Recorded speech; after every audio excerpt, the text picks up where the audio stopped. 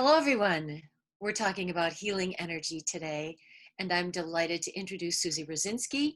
She's the owner of Western New York Qigong. She's a Qigong practitioner, and she's also going to be teaching about Qigong at an upcoming seminar sponsored by Niagara University. She's going to tell us all about that right now. Hello, Susi. How are you? Good morning. Great. How are you? I'm great. I'm so happy to be talking about this subject. I love talking about energy healing.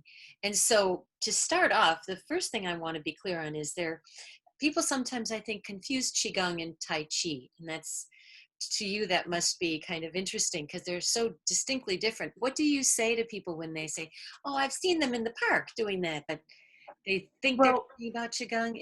Are they closely related? okay. So Qigong is the mother of pretty much everything in, those traditions, the energy traditions of East Asian practices. So it is the mother of acupuncture and acupressure. It's the mother of Tai Chi. It's the mother of Kung Fu. And then there are the forms that would be what we would consider more healing. I know that right now there's a lot of people saying my Qigong is medical Qigong. Well, that's a misnomer. Medical Qigong, and because of this, we've sort of changed the wording to clinical Qigong. Medical Qigong means someone is transmitting Qi to Energy. you.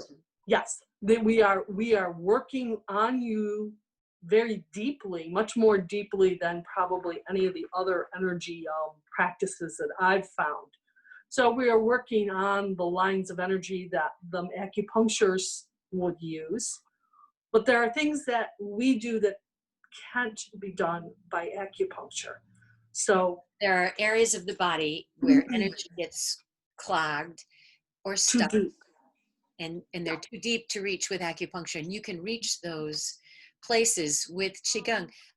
And so you don't say, "I'm going to heal you." What you probably No, say is, "I'm going to give your body the tools it needs to heal itself." we're going to work on helping you have a direct experience with being able to do this yourself. That's the goal.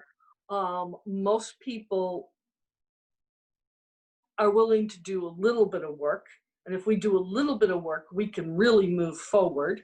And that's the gong. That's what gong means. It means work or cultivate. Think of farming the land. Okay, so you're producing your own energy. So a session would be doing a treatment, and then hopefully they come back and we can teach them, or I might teach them first and then do a treatment. I see. Let's start at the beginning, because I've read your history, and I know that you started out loving horses, and you noticed that horses healed better with natural health techniques, like acupuncture or massage or Reiki. And so you became more interested in learning these techniques, and eventually you traveled to China 4 times to train with a master, to learn from a master. Yep, Master So Zhang. exciting. But China is in Tibet, extraordinary. Yeah, and Tibet, yes, yes. Mostly where? Tell me a little bit about those experiences. So you traveled to these foreign locations, and what did you learn? I remember one trip where we had a conference, so we had a lot of Americans coming over, and a few of the people from Buffalo area came with me. There were so many different techniques to learn all at once. So it was kind of what I would call it, learning by fire hose, because we had a gentleman from Buffalo who was fabulous Tai Chi instructor, Robert Gott from the Red Dragon, and he led us through a lot of Tai Chi, in particular Master Zhang's form, which is not what Bob normally would do. And I remember doing this and saying, this isn't what I'm here for. Yes, it was. It was, yeah. Yeah, because doing that, I suddenly had the breakthrough to my hands. The energy just rushed, and I was like, "Oh, Wow. that's how you do it." And seriously, I've never been quite the same. I mean, I've maintained that ability to transmit chi from doing the martial. Wow. So So breathing, as you've said, is vitally important in healing. Very interesting, by the way, in this time of COVID, where the virus impacts our lungs.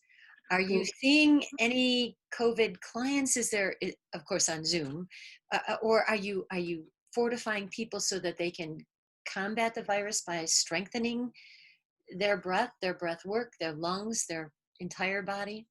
yeah, I did a lot of that during the winter months. I was on radio doing lots of talks about this. So there are lots of little hacks, biological hacks Oh, that please, we could use let's do that. for that. So if you take a deep breath and do the sound, it Mm. vibrates the sinuses, which produces nitric oxide, which yeah, the virus doesn't particularly like, because it boosts the immune system. It boosts the white blood cells, gives the white blood cells what it needs to work. So we're not using stuff that might create the cytosine storms. So again, that's just a humming. That's just a hmm. Hmm. How many times would you do that then? 4 minutes. 4 minutes of Yeah, sighing and humming. at least two. You know, you could do like 1 or 2 minutes and then do it later on during the day. Sure. So I would tell people, do this every hour. You know, even if it's 4 times that you've taken a deep breath and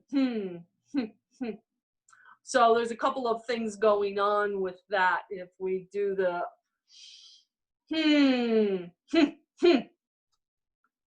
when you do the that double exhale, it's going to kick the kidneys. Like that? There you go. Thank Yeah. you. So you're pushing down on the lower dantian. It's You can kicking into actually massaging the feel kidneys. that. Yeah. Oh yeah, yeah. That Lovely. that point back there we call Mm, mm, gate of life. Ming Man. lovely. Gate of life. Yeah. So lots of little biological hacks. Give me another That if you can think of one. the thymus thump. Oh, let's do that. Very simple, very simple. You know, just the tapping of the thymus for 2 minutes a day. The thymus, when we're young, is the size of our fist. By age 70, it's the size of a peanut. So, and this creates the T cells. So, Those very important T cells that are known oh yeah, or at least believed right now to really yep, combat yep, the yep, virus. yep. I And like that. then the other thing would be to tap the back of the lungs, because that was very they found that to be real Yes, important. Yep, with yep, your and three. just alternating. Yep, just tapping Oh, across the. alternating? Yep, you can do Alternating. alternating or together if And that's where easier. I thought exactly, alternating. where exactly on your back do you do that? Okay, let me see if I can turn. Thank you. So I'm going to try and get as much space as I can. Now the right lung has 3 lobes. The left only has 2 lobes. So the right lung is going to be a little more important in situations where there's pneumonia. Interesting. Let's do this. Yeah. If I were to come to you for a session, so I would sit in front of you and tell you my ailments or tell you my whether I'm stressed or anxious, and then would you lay me on a massage table, put me on a Yeah. massage table, Yep. and then Yep. would you do some sort of body scan? Yes. We do what we call a flat palm scan. And this is sort of the things that I teach people to do is we start working with nature to increase our sensitivity. So once you start learning how to do this stuff, you know, you have to be in a slightly altered state. So you go into some sort of meditation or breath work Yeah, yourself. I'm in a meditative state as I'm doing the treatments. Absolutely. absolutely. And I stay in there pretty much until I cut the cords between us. And once you get the information from your hands, is there a practice that you do to release the energy, to move the energy, to Yes. move the Yep. energy? Yep. We are doing a bunch of different things, but point work, dredging the channels, clearing the meridians as well as the vessels, which are the deeper uh, energy pathways. So And you've been given some pretty strong street creds. I know you've been invited to teach at Niagara University, and that you're a part of the huge online convention they're holding in late yes, September. Can you tell me a little bit about that? You'll be teaching Qigong not just to potential teachers, but also to those who are simply interested yes, in the yes. topic. The general public. Yes, so we have a 2-day conference coming up late September, last weekend in September. I'm like, is it 27, 28? I'll put I the think information on the 26, screen. 27. Yeah. So it will be done online via the Zoom platform. The first day is conversations in mindfulness. So it can be it could be movement, it can be meditation. So it's really open, very broad. So we are looking for presenters, so you can always check out that. The second day is really dedicated to Qigong. And part of the reason was that they felt that Qigong was the original form of mindfulness in, Wow. in movement. So I have put out the call for presenters, and we're waiting for all our applications, our proposals to come in. You're inviting Uh, some big guns yes, from out of town, right? yes. We're hoping to get some really good people. We have put out, some feelers to presenters that I've met in the past from Europe, as well as some from the United States. So we just all sorts of wonderful things can happen from this. That's So this is our first time online. We did it last year as a 2-day conference at Niagara U, and it was very well attended, and we seem to have a lot of good feedback from that. So we're looking forward to seeing what we get for presenters this year. people, and you told me you got new office space in Yeah. Amherst. That's exciting. Can you tell me a little about that? Well, we were lucky enough to find office space. I share office space with Harry Uhane Jim, who is known for the Ho'oponopono and Lomi Lomi, and he's fabulous. So he and I are in the office with Phyllis Burgio, who has the Burgio Alliance. So we are in transit. And yeah, so I'm still seeing clients and having wonderful, wonderful time there. Love that space. So the Burgio Alliance, as you said, is also a place for a wide assortment of holistic healers. Yes, so it's a website where you can find different practitioners. And if you decide to join, I know like there's a number of companies that provide membership to their employees so that they can get access to different modalities. So chiropractic, acupuncture, yoga, tai chi, kung fu, naturopaths, nutritionists. So we have a lot of different modalities within that group, and I'm part of that alliance also. Can you tell me a little bit how you feel as a healer about the energy of the planet during this global crisis, and how you look towards our future? That's a complex question, Big right? question, I know. Um, you know, when it happened, the first thing that I said, well, I practice a form of Taoism that's considered the basis for Qigong, medical Qigong or clinical Qigong. It's the yin and the yang. We as a planet, as a species, had gone way yang. when you can travel to China in 12 hours, I mean, I could leave New York City and be in Beijing in 12 hours. Crazy. Right. So we're busy, right? Your day is packed. There's every moment is budgeted, and when you're done at the end of the day, you're like, oh my God, I still have all this other stuff to do. So the natural reaction of philosophy, and it's very similar to Western, what goes up must go down, what goes in must go out, what goes out must go in. Therefore we went in and we were forced inward, totally inward, isolation, into the cave again. Okay? Your house is now the cave. What's the cave? It's the womb, right? So now we have that opportunity. We haven't had our full 9 months, by the way, of gestation. Looks like we're heading in that direction, but so what are you learning from that? What are you using that time for? it's so interesting. I like to think that the entire planet has come to a sort of mindfulness, a mindful pause.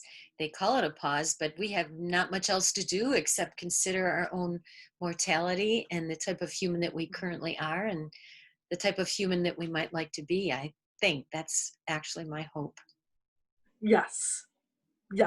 I'll tell you something. The standing practice of grounding, and that's not the same as earthing, of like walking across the earth barefoot. I mean, literally putting roots into the ground.